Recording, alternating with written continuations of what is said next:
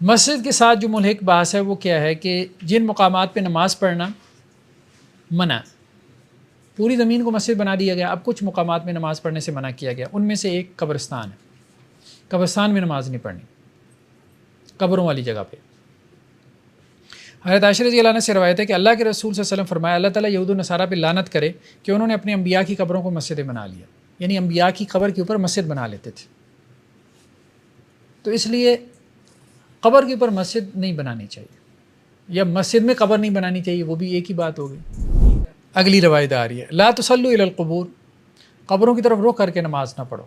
تو اگر قبر آگے ہے تو پھر نماز نہیں پڑھنی چاہیے اس مسجد میں جہاں قبر آگے ہے، اور اگر قبر پیچھے ہے تو پھر عمل ٹھیک نہیں ہے لیکن نماز ہو جاتی ہے۔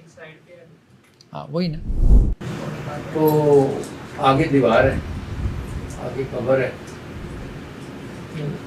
نہیں کرنا چاہیے، ایسے نہیں کرنا چاہیے۔ نہیں وہ کرنا تو نہیں چاہیے۔ اب ہو گیا ہے تو جو نمازی ہیں ان کے لیے کیا ہوگا؟ یہ کسی مفتی صاحب سے رابطہ کریں ہم ساری۔ ہم نے تو آپ کا جو ہے نا،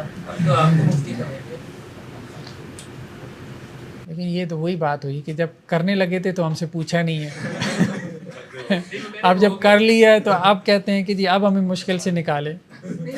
تو نماز پڑھیں یا نہ پڑھیں یہ ہم نے نہیں، میرے خیال میں وہاں مسجد میں نماز نہ پڑھیں جہاں قبر آگے ہے، جہاں قبر کیا ہے آگے ہے۔ بے شک دیوار بھی ہے رستے میں، مطلب مسجد کی دیوار ہے۔ دیکھیں ایک یہ ہوتا ہے کہ قبرستان ایک بنا ہوا ہے تو کسی نے وہاں کوئی جگہ ڈونیٹ کر دی مسجد کے لیے، اب مسجد کا رخ ایسا ہے ٹھیک ہے کہ اس کا قبرستان کی طرف رخ ہے تو درمیان میں دیوار ڈال دی، چلیں اب یہ ایک علیحدہ سینیریو ہے، بالکل علیحدہ کیس ہے۔ تو جہاں باقاعدہ کسی نے خواہش کر کے اپنے آپ کو وہاں دفنا، جیسے ہمارے ہاں ہوتے ہیں پیر ہوتے ہیں، خانقاہیں ہیں ٹھیک ہے، تو اسی طرح سے جو ہے وہ بعض اوقات محتمم حضرات کہتے ہیں کہ جی ہمیں مسجد، یہ پریکٹس ٹھیک نہیں ہے بھائی، عام قبرستان میں دفن ہوگا۔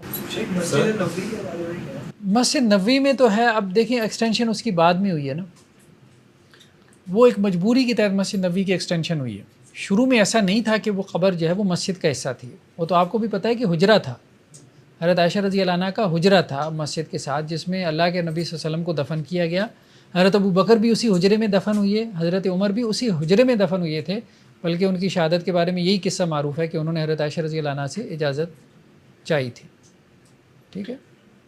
اب اس پہ ایک اور ڈبیٹ انہوں نے پیدا کی ہوئی ہے ہمارے ہاں کچھ حضرات نے اہل تشیع میں سے، ایک طرف تو آپ کہتے ہیں کہ یہ نبی کی وراثت نہیں ہوتی تو وہ ان کا کیسے ہو گیا تھا، ٹھیک ہے، یہ بالکل غلط ڈبیٹ پیدا کی، حالانکہ واضح طور پہ یہ بات موجود ہے کہ یہ وراثت نہیں تھی، اور مسئلہ یہ تھا کہ اللہ کے رسول صلی اللہ علیہ وسلم نے اپنے زمانے میں اپنے بیویوں کو اور اپنے خاندان کے جو بھی لوگ تھے ان کو، جو بھی آپ صلی اللہ علیہ وسلم کو اس میں سے ملتا تھا مال غنیمت مال فیہ میں سے، تو آپ ان کے اوپر خرچ کرتے تھے اس میں سے، کیونکہ کوئی ذریعہ آمدن اور تو تھا نہیں، تو اسی میں سے خرچ کرتے تھے، یہ پریکٹس آپ صلی اللہ علیہ وسلم کی تھی، ٹھیک ہے۔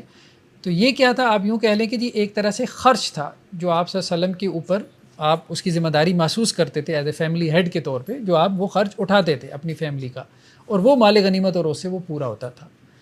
اچھا وہ خرچ بعد میں حضرت ابوبکر کے زمانے میں بھی ملتا رہا، بیویوں کو بھی ازواج کو بھی ملتا رہا، ٹھیک ہے، آپ وسلم کے زمانے سے جو فیسلٹی چلی آ رہی تھی یا جو بھی آپ کہہ لیں خرچ تھا وہ سارا ملتا رہا، تو وہ وراثت نہیں تھی، وراثت نہیں تھی، ٹھیک ہے، ایک وظیفہ، ہاں وہ ایک وظیفہ تھا، ایک خرچ تھا، ایک ذمہ داری تھی آپ صلی اللہ علیہ وسلم کی طرف سے جو آپ کے خلفاء ادا کرتے، حضرت ابوبکر ادا کرتے، حضرت عمر ادا کرتے رہے۔ سر اس میں جناز کا جو ہے قبرستان سے الگ بنی ہوتی ہے جناز، جی جی، اس میں بھی نماز پڑھنا۔ دیکھیں جنازہ گاہ میں تو ظاہری بات ہے کوئی سجدہ نہیں ہے نا، کوئی رکوع نہیں ہے نا، تو وہ تو آپ نے صرف قیام کرنا ہے، تو جنازہ گاہ میں کوئی حرج نہیں ہے، وہ قبرستان کے ساتھ ملحق ہوتی ہے، وہ تو مجبوری بھی ہے آپ کی، ہم تو اس مسجد کی بات کر رہے ہیں جس میں نماز پڑھی جاتی ہے۔ کیونکہ جناز گاہ میں بندہ اپنی کوئی نماز پڑھ سکتا ہے، اگر کوئی رہے کہ یہ کوئی جنازہ پڑھا ہے بعد میں کوئی نماز پڑھ، ہاں ٹھیک ہے پڑھ لے، کوئی حرج نہیں ہے، کیونکہ سامنے سے وہ دیوار وغیرہ ہوتی ہے نا، کورڈ ہوتا ہے وہ، تو قبرستان میں نماز نہ پڑھے، ایک بات تو یہ آ گئی، ٹھیک ہے، اور سامنے قبر ہو تو نماز نہ پڑھے، ٹھیک ہے، اور تیسری بات یہ ہے کہ جہاں کسی نے جان بوجھ کے اپنی مسجد میں قبر بنوائی ہے تو اس مسجد میں احتیاط یہی ہے، فتویٰ شتویٰ نہیں لگانا چاہیے، احتیاط یہ ہے کہ اس مسجد میں نماز نہ پڑھے۔ جہاں مزاروں کے ساتھ مسجدیں بنی ہیں نا، بنا تو اس کی ہاں مزاروں کے ساتھ جہاں مسجدیں بنی ہوئی ہیں تو وہاں احتیاط کرنی چاہیے، سر مسجد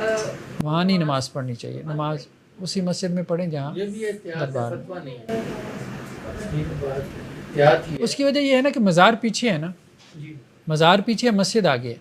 ایسی ہے۔ ہاں، جہاں مزار آگے ہوگا تو وہاں آپ یہی کہیں گے کہ نماز نہیں۔ اب اگر وہاں پہ کچھ لوگ ایسے کرتے ہیں کہ مزار کے پیچھے کھڑے ہو کے نماز پڑھ رہے ہوتے ہیں کہ مسجد بھی سامنے ہو جائے، مزار بھی سامنے ہو جائے، یہ نماز نہیں ہے، یہ تو بندہ کھلم کھلا شرک کر رہا ہے نا، جانتے بوجھتے ہوئے۔ مطلب کچھ لوگ جانتے بوجھتے ہوئے آگے جگہ ہے لیکن پیچھے آ جاتے ہیں۔ شوق نہیں ہے۔ سر مسجد کے صحن میں اگر قبر بنی ہوئی ہے تو اس مسجد میں نماز پڑھ سکتے ہیں کہ مسجد نماز تو اگر ہال میں ہو رہی ہے اور کچھ برآمدہ ہے، نماز ہو جاتی ہے، بس وہی بات ہے کہ جی عمل ٹھیک نہیں۔ حضرت عائشہ رضی اللہ عنہ سے روایت ہے کہ حضرت ام سلمہ نے آپ وسلم سے ذکر کیا کہ انہوں نے حبشہ میں ایک کنیسہ دیکھا جس کا نام ماریہ تھا، یعنی گرجا تھا، اس کا نام ماریہ تھا، تو اس میں انہوں نے تصاویر لٹکائی ہوئی تھیں۔ تو اللہ کے وسلم نے فرمایا کہ یہ ایک ایسی قوم تھی کہ جب ان میں کوئی بندہ فوت ہو جاتا تھا، نیک بندہ، تو وہ اس کی قبر پہ مسجد بنا دیتے تھے اور اس میں اس کی تصویریں لٹکا لیتے تھے، اور یہ بدترین لوگ تھے۔ یعنی آج قبر بنی ہے، کل کو اس کی تصویر لٹکے گی، اور اس سے اگلی کل کو کیا ہوگی، اس کی پرستش شروع ہو جائے گی۔ اب تو خیر تصویر بھی نہیں لٹکاتے، سیدھا ہی قبر سے مانگنا شروع کر دیتے ہیں۔ مطلب یہاں مسجد نماز پڑھ کے نکلے، چلیں جی آپ کوئی فیضان حاصل کرنا ہے ہم نے قبر سے، تو وہ قبر کے پہ کھڑے ہو کے جو ہے نا وہ فیض حاصل کرنا شروع کر دیتے ہیں۔ مطلب ایسی حرکتیں ہیں۔ یہ جو لعنت کا اطلاق ان پہ ہوتا ہے کہ یہ مزاروں کے اوپر، مزاروں کی وجہ سے ان کے اوپر مسجد بنا دیتے ہیں، جی ہوتا ہے کہ لعنت کا اطلاق جو اللہ کے نبی نے کہا کہ اپنے وہ انبیاء کو ان سے جگہ بنائے۔ لیکن اگر وہاں شرک ہو رہا ہے تو لعنت کا اطلاق تو ہوگا، صاحب قبول سے بری ہو۔ اگر وہ اس سے راضی نہیں تھا۔ کنیسہ میں نماز پڑھنا، سینیگاگ میں، یہودیوں کے عبادت خانے میں یا گرجا گھر میں نماز پڑھنا، ٹھیک ہے۔ حضرت ابو موسیٰ اشعری نے نماز پڑھی، حضرت عمر بن عبدالعزیز نے نماز پڑھی کنیسہ میں، گرجا گھر میں۔ امام شافعی، حضرت عطاء ابن سیرین وغیرہ یہ بھی کہتے تھے کوئی حرج نہیں، آپ گرجا گھر میں نماز پڑھ سکتے ہو۔ امام بخاری نے نقل کیا کہ عبداللہ ابن عباس گرجا گھر میں نماز پڑھ لیتے تھے، لیکن اس گرجا گھر میں جس میں تصاویر نہیں ہوتی تھی۔ مطلب یہ حضرت مریم کی، حضرت عیسیٰ علیہ السلام کی تصاویر لٹکائی ہوتی ہیں، بعض لٹکاتے ہیں بعض نہیں۔ مطلب پروٹسٹنٹ ہیں، وہ عیسائیوں کے اہل حدیث ہیں، پروٹسٹنٹ جو ہیں تو وہ نہیں لٹکاتے، ٹھیک ہے۔ جو کیتھولک ہیں یہ ذرا بریلوی ٹائپ ہیں، ٹھیک ہے، عیسائیوں کے بریلوی ٹائپ آپ کہہ رہے ہیں، تو ان کے ہاں جو ہے نا یہ ساری چیزیں مل جاتی ہیں، تصویریں وغیرہ۔ اور قبر کا قبلہ رخ ہونا، اس کی کیا صورت بنتی ہے؟ کس طرح سے ہاریزونٹل ہو؟ نہیں، قبلہ رخ مطلب یہی ہوتا ہے کہ جی آپ مردے کا جو رخ ہے نا وہ قبلے کی طرف ہو، بس اتنا کافی ہوتا ہے، ٹھیک ہے۔ جب آپ میت کو دفن کرتے ہیں تو اس کا چہرہ جو ہے وہ ہم قبلے کی طرف کر دیتے ہیں، بس اتنی سی بات ہے۔ یہ ایک پسندیدہ عمل ہے۔ اگر قبریں قبلہ رخ ہوں لیکن اگر کسی اور سمت میں ہو تو تب کراہت ہوتا ہے۔ یہ کہہ رہے ہیں نماز کے لیے جب ہم قبر کہہ رہے ہیں نا آگے نہ ہو قبلے کی طرف ہو، تو وہی بات جو ہم نے کہی ہے ہاں کہ قبر جو ہے وہ آگے نہ ہو، قبلہ رخ نہ ہو، اس سے مراد یہی ہے کہ قبر آپ کے آگے نہیں ہے جب آپ نماز پڑھ رہے ہیں، محراب کی سائڈ پر نہیں۔ حضرت عمر کو خط لکھا گیا کہ جی نجران چونکہ عیسائیوں کا گڑھ تھا تو یہاں تو کوئی جگہ ہی نہیں مل رہی نماز پڑھنے کی، تو کیا ہم گرجا گھر میں پڑھ لیا کریں؟ تو حضرت عمر نے کہا کہ ہاں ایسا کرو کہ اس کو پانی سے، بیری کے پتوں سے دھو لو، پھر اس میں پڑھ لو۔ تو مطلب یہ ہے کہ گرجے میں نماز ہو جاتی ہے بشرطے کہ ان کو اعتراض نہ ہو، اور وہ صاف ستھرا ہو، نیٹ اینڈ کلین، اور اس میں کوئی تصاویر وغیرہ نہ ہو، ٹھیک ہے، تو کوئی حرج نہیں ہے۔ آپ وہاں مطلب سلف سے یہ اقوال ملتے ہیں، صحابہ اور تابعین سے۔ اسی طرح سینیگوگ جو ہوتا ہے جیوز کا، جو نماز وہ جی، حنفیہ اور شوافی کہتے ہیں کہ مکروہ ہے، مکروہ ہے، ٹھیک ہے۔ یونیورسٹی پروپورشنل بھی ہوگا کہ they can also pray in مساجد اگر ہم پھر پڑھ سکتے؟ نہیں، بہرحال اس کو الاؤ نہیں کرنا چاہیے کہ جی کرسچنز جو ہیں وہ آپ کی مسجدوں میں آ کے نماز پڑھیں، اس کو الاؤ نہیں کرنا چاہیے۔ ایک ایکسیپشنل کیس میں یا ایک خاص سینیریو میں آپ وقتی طور پہ، جیسے ہمارے ہاں وہ ایک واقعہ ہوا، اس میں کوئی الاؤ کر دیں اپنا کوئی امیج بلڈ کرنے کے لیے، تو وہ ایک عارضی طور پہ ہے، اس میں کوئی حرج نہیں ہے، جیسے ایک اہل حدیث مسجد نے ان کو آفر کی تھی، لیکن اس کو مستقل وہ نہیں کرنا چاہیے کہ جی آپ ان کو الاؤ کریں کہ جی وہ آپ کی مساجد میں آ کے عبادت کریں۔ ہاں، مسلمانوں کو یہ وتیرہ بنانا چاہیے کہ وہاں جا کے نماز پڑھیں، کوئی مجبوری ہو جائے تو اس میں تو اجازت ہے، ویسے کراہت والا معاملہ ہی ہے۔ نیکسٹ کیا ہے، کوڑا کرکٹ کی جگہ، گندگی کا ڈھیر یا ذبح خانہ یعنی سلاٹر ہاؤس، اس میں نماز پڑھنا، یا رستے میں نماز پڑھنا، یا اونٹوں کے باڑے میں نماز پڑھنا، یا حمام میں یعنی واش روم میں نماز پڑھنا، یا کعبہ کی چھت پہ نماز پڑھنا، اس سے منع کیا گیا۔ ٹھیک ہے جی، یہ ساری جگہ ایسی ہیں۔ غیر بات ہے گندگی کا ڈھیر، وہاں تو نہیں نا نماز میں، گندگی والی جگہ پہ نماز آپ نہیں پڑھ سکتے، زمین صاف ستھری ہونی چاہیے، نماز کی شرائط میں سے ہے جہاں جس جگہ نماز پڑھنی۔ دوسرا ذبح خانہ، ظاہر بات ہے سلاٹر ہاؤس، وہاں پہ بھی نماز نہیں پڑھنی چاہیے۔ اور رستے میں، ہاں یہ ہے لوگوں کا رستہ نہ روکیں۔ وہ ایک ویڈیو آج کل کافی وائرل تھی ہوائی جہاز میں نا، ایک صاحب درمیان میں نماز پڑھ رہے تھے اور لوگ انتظار میں کھڑے تھے۔ نہیں، رستہ نہیں روکنا چاہیے، سیدھی بات ہے، آپ سیٹ پہ بیٹھ کے پڑھ لیں، آپ کیا ایسی حالات میں عذر ہیں اور اللہ تعالیٰ نے آپ کو رخصت دی ہے تو رستے میں نماز نہ پڑھیں، اس سے منع کیا گیا۔ وہی نہیں، مطلب وہی ہے کہ رستے کے درمیان میں کھڑے ہو کے کہ جس سے رستہ روکے۔ ہاں، سائڈ پہ تو آپ پڑھ سکتے ہو، سڑک کے کنارے تو آپ پڑھ سکتے ہو، کوئی حرج نہیں۔ واش روم تو سمجھ میں آتا ہے۔ اونٹوں کا باڑا اس لیے منع کیا کہ اونٹ جو ہے نا کینہ پرور جانور ہے، کینہ پرور، کینہ رکھ لیتے ہیں نا اپنے مالک کے خلاف، کبھی آپ مطلب اس کے ساتھ زیادتی کر جاؤ، ٹھیک ہے، تو وہ اپنے دل میں رکھتا ہے، تو یہ نہ سجدے میں جائے اور وہ آپ کی گردن مروڑ دے۔ تو اس لیے وہ ذاتی تجربات، جیسے اس اپنے کلچر کے ذاتی تجربات تھے، تو اس کی روشنی میں اللہ کے رسول صلی اللہ علیہ وسلم نے کہا کہ نہ پڑھو، مطلب ایک شفقت ہے مطلب مسلمانوں کی، ان کی جان اور اس کے اعتبار سے۔ اور بیت اللہ کی چھت پہ اس لیے کہ بیت اللہ کی طرف رخ نہیں ہوگا، بیت اللہ کے اندر نماز جائز ہے، ٹھیک ہے۔ چلیں جی، نیکسٹ کیا ہے، نماز میں مباح امور، یعنی نماز میں جائز امور، کون سے کام آپ نماز میں کر سکتے ہیں، ٹھیک ہے۔ سب سے پہلے کیا ہے، رونا، کوئی حرج نہیں ہے، نماز میں رویا جا سکتا ہے، ٹھیک ہے، اس کا جواز ہے۔ آواز سے بھی رو سکتا ہے، کوئی حرج نہیں ہے، کیونکہ خود قرآن میں ہے کہ ذات تتلی علیہم آیات الرحمن خروا سجدا وبکیا، جب اللہ کی آیات ان پہ تلاوت کی جاتی ہیں تو وہ سجدے میں گر جاتے ہیں روتے ہوئے۔ اور پھر آپ وسلم کے بارے میں بھی آتا ہے کہ جب آپ نماز پڑھ رہے ہوتے تھے تو آپ کی سینے سے ایسے رونے کی آواز آتی تھی جیسے ہنڈیا ابلنے کی آواز آتی ہے۔ تو بہرحال اس قسم کی کافی زیادہ جو ہے وہ روایتیں ہمیں ملتی ہیں، ٹھیک ہے۔ کیا نام ہے؟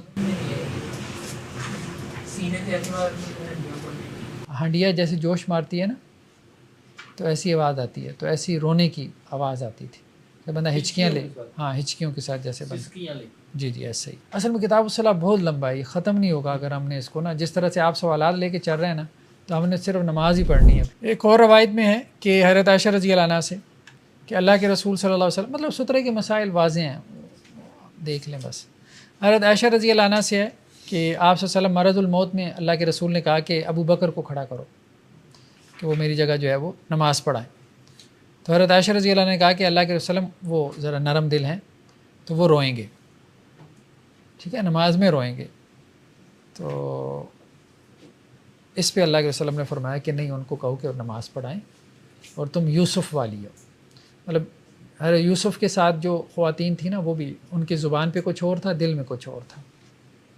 حضرت عائشہ رضی اللہ عنہ نے پھر خود یہ بات کہی کہ میرے دل میں یہ نہیں تھا، میرے دل میں یہ بات تھی کہ لوگ جو ہے نا اس بات کو برا نہ سمجھیں کہ جی دیکھیں اللہ کے وسلم کی موجودگی میں ابو بکر کھڑے ہو گئے تو میرے والد صاحب کے اوپر یہ تان کا دروازہ نہ کھل جائے۔ تو وہ انہوں نے بات اس طرح سے بنائی کہ جی وہ رقیق القلب ہیں تو روئیں گے تو لوگوں کو قرات کی آواز ہی نہیں آئے گی، پڑھیں گے کم، روئیں گے زیادہ، تو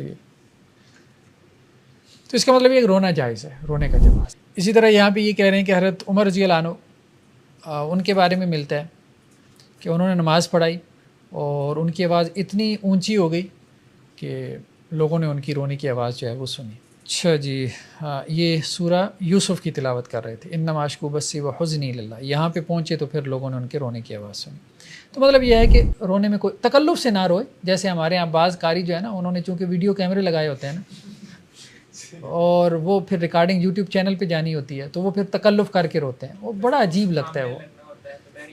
وہ اصل میں ان کی مارکیٹنگ ہوتی ہے، ایڈورٹیزمنٹ ہوتی ہے کہ دیکھیں جی قاری صاحب نے قرآن پڑھا اور ان پہ بڑا خشوع طاری ہوا، اور پھر وہ چھوٹے چھوٹے کلپ جو ہے نا بڑے وائرل ہوتے ہیں. وہ دیکھیں وہ ماشاء اللہ جی بڑے روتے ہیں قاری صاحب. وہ بھلے سال بھر نہ روتا ہو مطلب قرآن پڑھتے ہوئے، لیکن یہ ہے کہ اسے وہ ہزاروں کے مجمع کو جو ہے وہ قرآن سناتے ہوئے رونا آ جاتا ہے. غلط بات ہے، یہ بہت غلط بات ہے. سر یہ لائیو چلاتے کیوں؟ مجھے یہ سمجھ نہیں آتی. نماز پڑھاتے ہوئے کہ ویڈیو کیوں بناتے ہیں؟ سمجھ نہیں آتی. اتنی عجیب بات ہے. بس ہمارے یہاں اب نا یہ بہت زیادہ ہو گیا، یہ نہیں ہونا چاہیے، اتنا زیادہ نہیں ہونا چاہیے. چلیں حرمین میں تو چلیں ٹھیک ہے، ایک وہ ہو گیا سو ہو گیا، وہ اسلام کا مرکز ہے اور لوگوں کو فائدہ ہو جاتا ہے، ٹھیک ہے. لیکن اب ہر دوسری مسجد میں ہی ویڈیو کیمرے لگ گئے ہیں اور لائیو چلنا شروع ہو گئی ہیں. وہ قاری خود بھی بیچارہ متاثر ہو رہا ہے اور پچھلے لوگ بھی متاثر ہو رہے ہیں کہ جی ہماری بھی جو ہے وہ آ رہی ہے، تصویر آ رہی ہے تو تھوڑا سا رکت طاری کریں ہیں، دو چار آنسو نکالیں. غلط ہے. کیمرہ نکال لیں. سر باقی یعنی جو امام ہے وہ بھی بڑے سارے جماعت والے جو وہ بھی مطلب نیچرلی اس طرح ہوتے تو اس میں ہاں اس میں کوئی حرج نہیں ہے. دیکھیں نماز میں رونا آ جائے کوئی حرج نہیں ہے، بلکہ بہتر ہے. ہاں آ جائے بہتر ہے، ٹھیک ہے. لیکن یہ میں یہ کہہ رہا ہوں نا کہ یہ ایک نقطہ قابل غور ہے کہ تنہائی میں نماز پڑھیں اور رونا نہ آئے، اور جماعت میں پڑھے تو رونا آئے. تو اس کا کیا مطلب ہے؟ اس کا مطلب کچھ اور ہے، سیدھی سی بات ہے. اس کا مطلب یہ ہے کہ آپ اپنے آپ کو نہیں سمجھ رہے، آپ اپنے آپ کو نہیں سمجھ رہے. ہاں ایک بندے کا مزاج ہی ایسا ہے، تنہائی میں بھی پڑھتا ہے تو رونا آ جاتا ہے، جماعت میں بھی پڑھتا ہے رونا آ جاتا ہے. تو اب اس کا مزاج ہے، رونے والا اس کا مزاج ہے، یہ ٹھیک ہے، ٹھیک ہے. اب ایک بندے کو جو ہے وہ مطلب تنہائی میں رونا ہی نہیں آ رہا اور اسے لوگوں کے سامنے ہی رونا آتا ہے. تو اس لیے اس پہ ایک جملہ وہ احمد جاوید صاحب نے کہا تھا، وہ بہت کمال کا جملہ ہے کہ مجمع میں یہ جو آنسو ہیں نا، یہ پانی کی بوند سے زیادہ حیثیت نہیں رکھتے. مجمع کے آنسو جو ہے پانی کا بوند ہے، بس کچھ بھی نہیں. اصل آنسو ہے جو تنہائی کا ہے. اور حدیثوں میں بھی یہی بات آتی ہے کہ جو تنہائی میں اللہ کے خوف سے ڈر گیا اور اس کی آنکھ سے ایک آنسو بھی اس کے جہنم کی آگ آ رہا. مطلب تنہائی سے مراد یہ ہے کہ وہ آنسو اس کے علاوہ کسی نے نہیں دیکھا، اس کے پروردگار نے دیکھا. تو یہ سب باتیں کیوں ہیں؟ یہ سب باتیں اسی لیے ہیں کہ اصل میں قدر اسی آنسو کی ہے. یہ جو آنسو بہانا مجموعوں میں شروع کر دیے ہیں غلط ہے. یہ اس میں تکلف بھی بہت آ گیا. یہ عرب یا یہ مڈل ایسٹ کے جو بعض اور قاری قرآن کی پڑھتے ہیں اکثر ان کی آواز سمجھ جاتی ہے جب قرآن کی پڑھتے ہیں. لیکن ایک آدمی، میں نے وہی بات کہی کہ ایک آدمی کا مزاج ہی ہے رونے والا ہے. اللہ تعالیٰ نے حضرت ابراہیم علیہ السلام کے بارے میں کہا کہ اواہ ہوں، بہت زیادہ جو ہے وہ آہیں بھرنے والے تھے. تو کچھ لوگ واقعتاً رقیق القلب ہوتے ہیں، تو وہ اور بات ہے. چلیں سر جیسے ہم نے کہا طبیعت کا فرق ہوتا ہے، تو اگر کسی کو رونا اتنا نہیں آتا تو اس کی پرسنالٹی میں مسئلہ نہیں ہوتا. نہیں کوئی پرسنالٹی یا نہیں. اس کی نیکی میں کمی ہے. ہاں نہیں کوئی نیکی میں کمی نہیں. رونا کوئی نیکی کا معیار نہیں ہے. قرآن تو یہی سر کہنا ہے. سخت دل جو ہے نا ان کو کہا نہیں کیا کہ دل کو نرم کریں. اور کسی کی اتنی دیر ہو گئی ہے اس کی آنکھوں سے نہیں آئے تو اس کے سخت دل ہونے نہیں یہ تو نہیں ہے کہ رونا بالکل نہ آئے، یہ اور بات ہے، یہ غلط ہے. ٹھیک ہے، یہ تو سخت دلی کی علامت ہو سکتی ہے کہ رونا آئے ہی نہ. لیکن کسی کو رونا زیادہ آتا ہے، کسی کو کم آتا ہے. بعض اوقات زیادہ رونے کے بعد نا نیند بڑی اچھی آتی ہے. مطلب بندہ زیادہ رونے والا جو ہے نا وہ بعض اوقات جو ہے وہ ٹھیک ہے، وہ رو دھو کے جو ہے وہ اچھی نیند اس کو آ جاتی ہے، تو وہ زیادہ سکون میں بھی آ جاتا ہے کہ شاید بس سب کچھ ختم ہو گیا. بس افراط و تفریح سے بچنا چاہیے، اصل بات یہ ہے. ٹھیک ہے، ہاں نہ رونے کو برا سمجھے نہ رونے کو بہت اچھا سمجھے. ٹھیک ہے، بہت زیادہ رونے دھونے والے کو لوگ پسند بھی نہیں کرتے. نماز میں ادھر ادھر دیکھنا. حضرت عبداللہ ابن عباس ہے کہ اللہ کے رسول صلی اللہ علیہ وسلم نماز میں دائیں بائیں دیکھ لیتے تھے لیکن پیچھے نہیں دیکھتے تھے، لیکن دائیں بائیں بھی ضرورت کے تحت. جیسے ایک اور روایت میں ابو داؤد کی کہ آپ صلی اللہ علیہ وسلم نماز پڑھا رہے تھے اور آپ گھاٹی کی طرف جو ہے وہ دیکھ رہے تھے، سامنے گھاٹی تھی اس کی طرف دیکھ رہے تھے، اور اس کی وجہ کیا تھی کہ آپ نے ایک گھوڑ سوار بھیجا تھا. مطلب کسی مقصد سے، اور آپ کو اس کا انتظار تھا. جی نہیں وہ گھاٹی کی طرف اس لیے دیکھ رہے تھے نا، اس گھاٹی کی طرف جو ہے اللہ کے رسول، روایت تو صحابی کر رہے ہیں نا.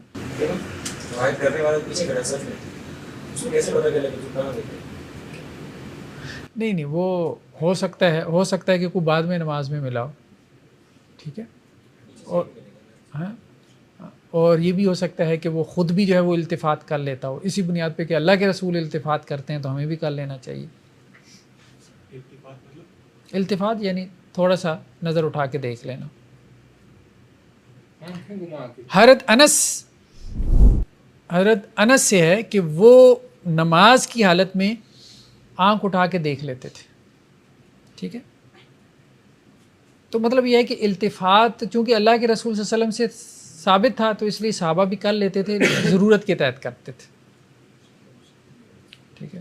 اور وہ التفات جو کہ خشوع خضوع کے منافی نہیں ہو، کیونکہ ایک اور روایت میں حضرت عائشہ سے کہ میں نے اللہ کے رسول صلی اللہ علیہ وسلم سے پوچھا نماز میں ادھر ادھر دیکھنے کے بارے میں، تو آپ صلی اللہ علیہ وسلم فرمائے یہ شیطانی کام ہے، ٹھیک ہے.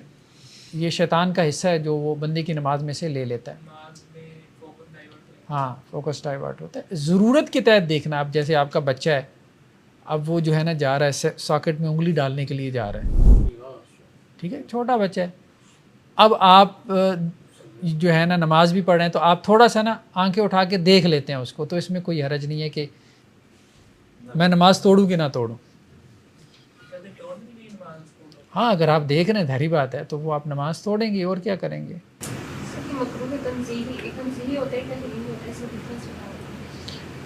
یہ اصول فقہ میں پڑھیں گے. ہاں یہاں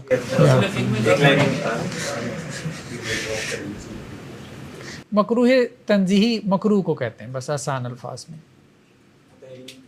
تحریمی اس کو کہتے ہیں وہ مکروہ جس میں حرمت کا پہلو غالب ہے. تو بلا وجہ دیکھنا اس کی ممانعت ہے، ضرورت کے تحت دیکھنے میں کوئی حرج. ایک اور روایت میں ہے کہ اللہ کے نبی صلی اللہ علیہ وسلم نے فرمایا اللہ تعالیٰ نے حضرت یحییٰ ابن زکریا علیہ الصلاۃ والسلام کو 5 چیزوں کا حکم دیا تھا. ان میں سے ایک یہ بھی تھا کہ آپ نے خود اس پہ عمل کرنا ہے، بنی اسرائیل کو بھی حکم دینا ہے کہ جب نماز پڑھنی ہے تو نماز میں ادھر ادھر نہیں دیکھنا، کیونکہ نماز میں جب بندہ کھڑا ہوتا ہے تو اللہ کی طرف متوجہ ہوتا ہے تو اللہ اس کی طرف متوجہ ہو جاتا ہے. جب بندہ ادھر ادھر دیکھتا ہے تو اللہ کی توجہ اس سے کیا ہو جاتی ہے، ہٹ جاتی ہے. ٹھیک جی ایسے. نیکسٹ کیا ہے، سانپ وغیرہ کو، بچھو کو، بھیڑ وغیرہ اس کو قتل کرنا. اللہ اپنا چہرہ بندے کے چہرے کے بالمقابل کرتا ہے، اس کو ہم وضاحت نہیں کریں گے. تو کوئی اذیت دینے والی چیز ہے تو اس کو نماز میں مار سکتا ہے، کوئی حرج والی بات نہیں ہے. حدیث میں کیا ہے، اقتل الاسودین، 2 کالی چیزوں کو کیا کرو نماز میں قتل کر دو، ٹھیک ہے، سانپ کو اور بچھو کو.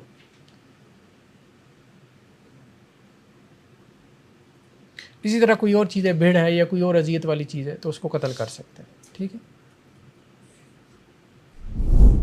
مچھر مار سکتا ہے. اب مچھر اگر بیٹھ جائے اس کے جسم پہ تو ٹھیک ہے، اس کے اوپر ہاتھ رکھ دے، کوئی حرج. یہ عمل کثیر کا متقاضی ہو، یہ ایک علیحدہ بحث ہے. وہ کہتے ہیں جی عمل کثیر سے نا نماز باطل ہو جاتی ہے، وہ آگے علیحدہ سے بحث آئے گی. یعنی کوئی کام بہت زیادہ کریں تو اس سے نماز باطل ہو جاتی ہے، اس کو عمل کثیر کہتے ہیں. وہ آگے ہم جب نماز کو باطل کرنے والی چیزیں پڑھیں گے نا تو اس وقت ڈسکس کریں گے. تو ابھی تو یہ ہے کہ مطلب اذیت دینے والی چیز کو اگر آپ نماز میں مار دیں تو اس سے نماز ٹوٹتی نہیں. ہاں یہ نہیں ہے کہ اب آپ نے ڈنڈا اٹھایا اور آپ نے سانپ کے ساتھ جو ہے وہ پورے گھر میں جا کے آپ نے چکر جا کے لگایا، اب آپ کہیں کہ یہ نماز نہیں ٹوٹی یہ وہ کہہ رہے ہیں، ٹھیک. ہاں مطلب کھڑے کھڑے بچھو آیا آپ نے اوپر پاؤں رکھ دیا، ٹھیک ہے، بھیڑ آئی آپ نے اس کے اوپر پاؤں رکھ دیا، ٹھیک ہے.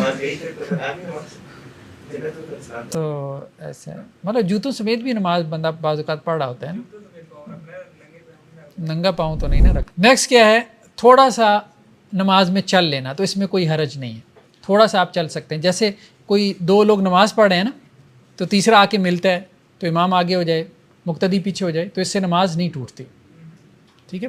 اسی طرح سے حضرت عائشہ سے ہے کہ آپ صلی اللہ علیہ وسلم نماز پڑھ رہے ہوتے تھے اور دروازہ گھر کا بند ہوتا تھا، تو میں باہر سے آتی تھی، دروازہ کھٹکھٹاتی تھی تو آپ سلم کے سامنے دروازہ ہوتا تھا یعنی قبلہ رخ، تو آپ آگے بڑھتے تھے، کنڈی کھولتے تھے اور پھر پیچھے اپنی جگہ جا کے نماز اپنی اسی طرح سے جاری کر لیتے تھے، یعنی نفل نماز ہوتی تھی۔ تو اسی طرح سے گھر میں اگر کوئی آیا ہے اور آپ آگے بڑھ کے کنڈی کھول دیتے ہیں تو کوئی حرج نہیں، مطلب تھوڑا سا ڈسٹینس ہے، وہ چھوٹا سا حجرہ تھا، فاصلے پہ اگر دروازہ ہے تو اس میں کوئی حرج نہیں ہے۔ یہ صرف فارورڈ ہونے کی بات ہے تو لیفٹ رائٹ پہ کہیں دروازہ لیکن اس طرح ایک دو قدم پہ ہاں ہے وہ بھی کوئی حرج نہیں، پیچھے نہیں۔ لیکن انہوں نے اسپیشل یہاں یہ مینشن کیا کہ وہ قبلہ رخ ہو، وہی نا قبلے کی طرف سے آپ کا ڈائیورژن نہ ہو نا، بس ہماری ڈائیورژن نہ ہو اور ہاں مطلب ہمارا جی رخ سیدھا رہے۔ ایسے ہی ایسے ہی یہ نہیں سمجھنا کہ ہم اپنے یہ جو اگر ہاتھ بنے ہوئے ہیں تو اس حال پہ ہی جائیں۔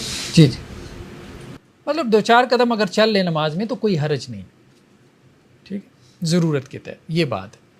ایک اور روایت میں کہ حضرت ابو برزہ اسلمی جو ہے یہ ایک مقام پہ تھے احواز، مطلب ایک نہر کے کنارے جو ہے، یہ غالباً عراق میں ہے احواز ہے، ہاں عراق میں ہے، ٹھیک ہے۔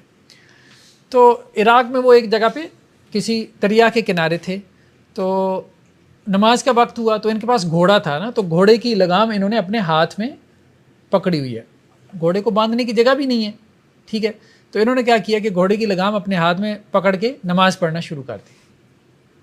تو ایک خارجی لوگ بہت سخت ہوتے تھے، ٹھیک، خوارج، ٹھیک ہے، ہاں، تو وہ بہت سخت عبادت میں، ٹھیک ہے، بہت غلو کرنے والے بھی ہوتے تھے۔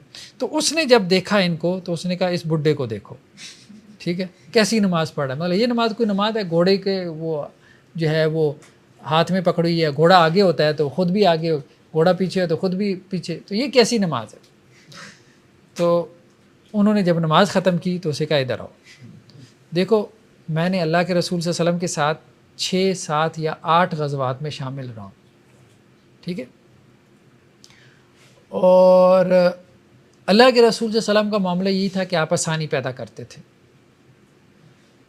تو دیکھو اگر میں گھوڑے کو چھوڑ کے نماز پڑھتا تو یہ گھوڑا غائب ہو جاتا، سیدھی سی بات ہے۔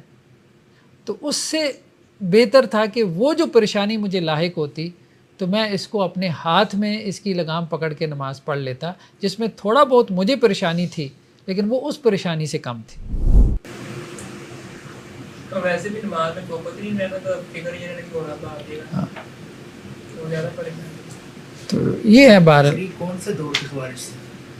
یہ کون سے دور کی خوارج سے؟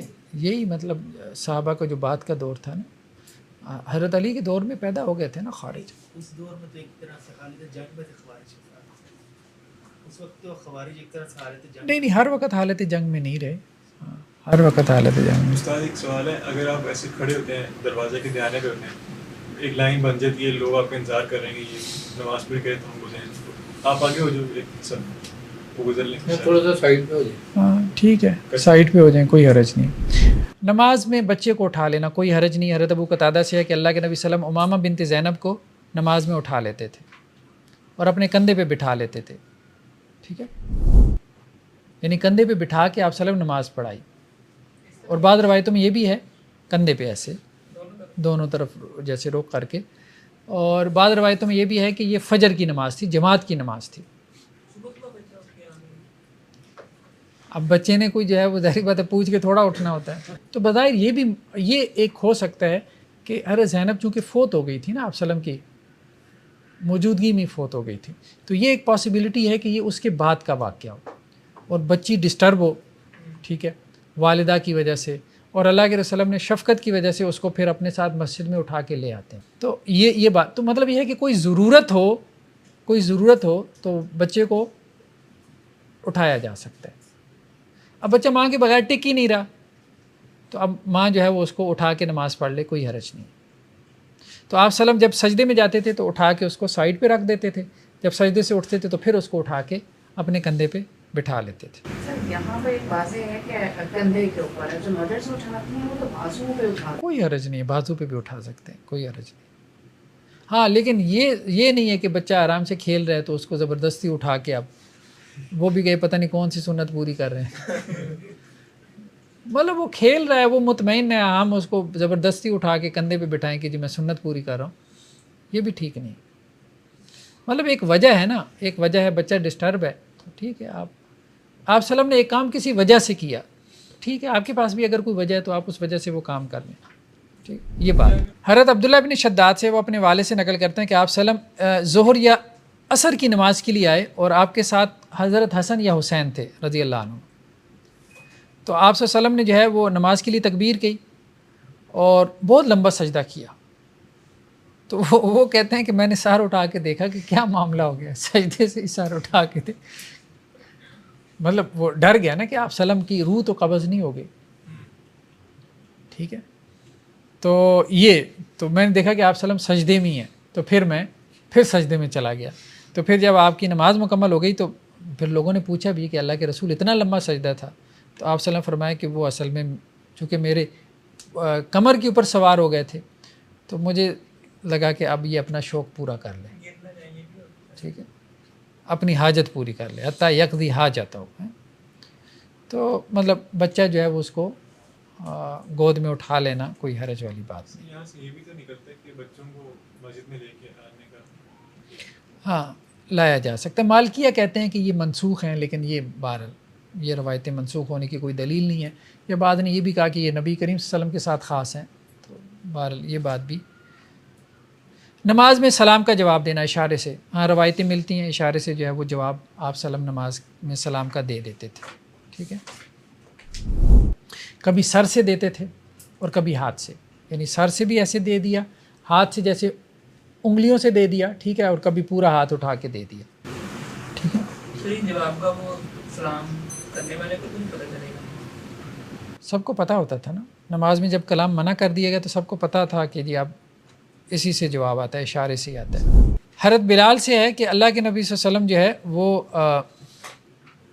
سلام کا جواب کیسے دیتے تھے نماز میں, تو انہوں نے کہا کہ اپنے ہاتھ سے اشارہ کرتے تھے.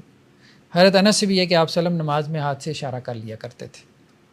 ٹھیک ہے تو ہاتھ سے اشارہ کرنا نماز میں کسی کو کسی اور کام سے روکنے کے لیے تو اس میں بھی کوئی حرج نہیں ہے. سلام کا جواب دینے کے لیے اس میں بھی کوئی حرج نہیں.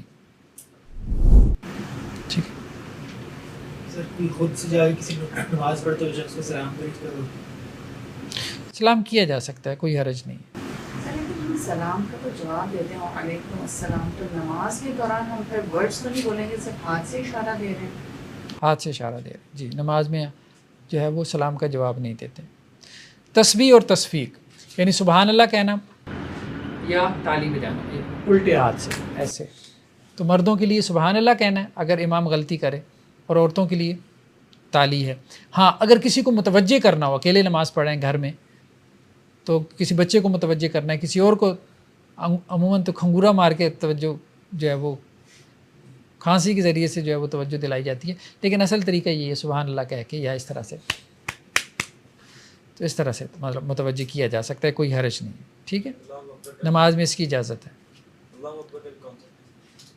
جی الفتح علی امام کو لقمہ دینا ہے, یہ بھی کوئی حرج نہیں اس میں. حضرت عبداللہ بن عمر سے ہے کہ آپ صلی اللہ علیہ وسلم نے نماز پڑھائی اور آپ پہ قرات جو ہے وہ مطلب قرات آپ کے اوپر مشتبہ ہو گئی, مطلب خلط ملط, جسے کیا کہتے ہیں وہ حفاظ کی زبان میں کیا کہتے ہیں,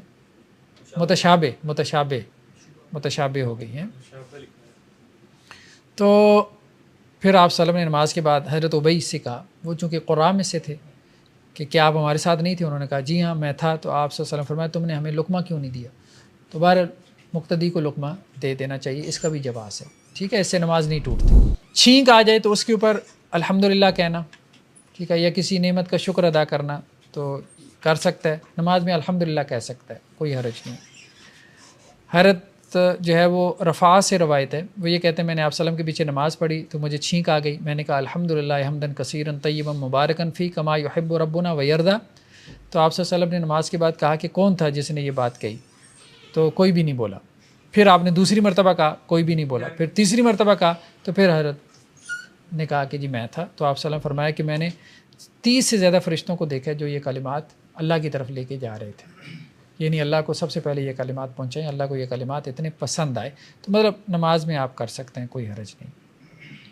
نیکسٹ کیا ہے سجدہ. سجدہ کرتے ہوئے نیچے کوئی زمین پہ کپڑا رکھ لینا کوئی حرج نہیں ہے اگر زمین گرم ہے, ٹھیک ہے, یا امامے پہ سجدہ کرنا کوئی حرج نہیں. حضرت عبداللہ بن عباس ہے کہ آپ صلی اللہ علیہ وسلم جو ہے وہ ایک کپڑے میں نماز پڑھ لیتے تھے اور کپڑے کا جو زائد حصہ ہوتا تھا اس کو زمین پہ رکھ دیتے تھے تاکہ اس کی گرمی سے یا اس کی ٹھنڈک سے بچ سکیں.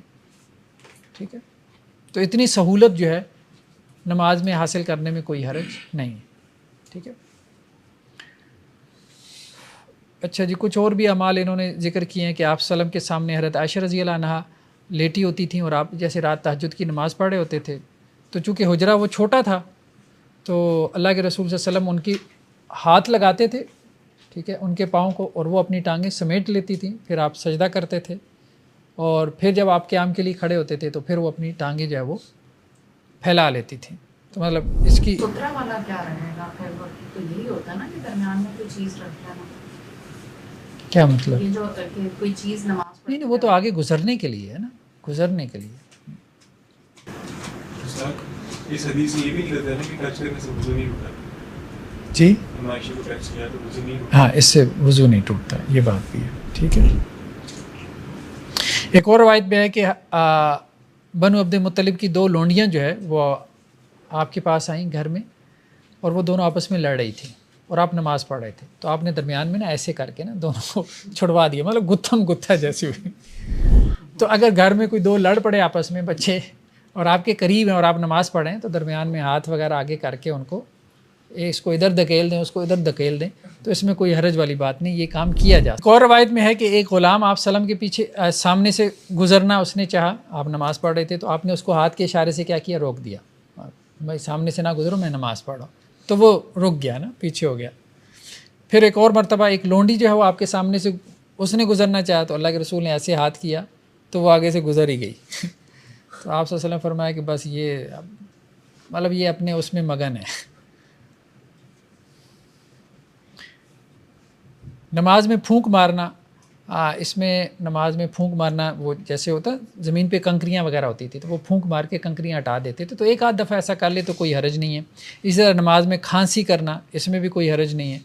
ٹھیک ہے. حضرت علی سے روایت ہے کہ میں آپ وسلم کے پاس آتا تھا اور میں آپ سے اجازت طلب کرتا تھا کہ میں اندر آ جاؤں. اگر آپ نماز کی حالت میں ہوتے تھے تو آپ کھانس دیتے تھے, تو گویا یہ اشارہ ہوتا تھا کہ میں نماز پڑھ رہا ہوں. تو کھانسی سے بھی جواب دیا جا سکتا ہے اگلے کو سمجھانے کے لیے, کوئی حرج نہیں. نماز میں مصحف کھول کے قرات کرنا کوئی حرج نہیں, کر سکتے ہیں. ملتا ہے کہ حضرت عائشہ رضی اللہ عنہا کا جو مولا تھا وہ رمضان میں جو ان کا آزاد کردہ غلام تھا وہ ان کو امامت کرواتا تھا, مصحف کھول کے امامت کرواتا تھا.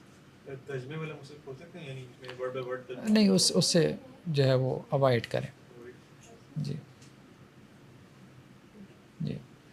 نماز میں جو ہے وہ دوسرے اعمال کے اندر مشغول ہو جانا, بہرحال اس سے جو ہے وہ انسان کو بچنا چاہیے. ٹھیک ہے, اوائڈ کرنا چاہیے. سبحانک اللہم و بحمدک نشہد ان لا الہ الا انت نستغفرک و نتوب الیک.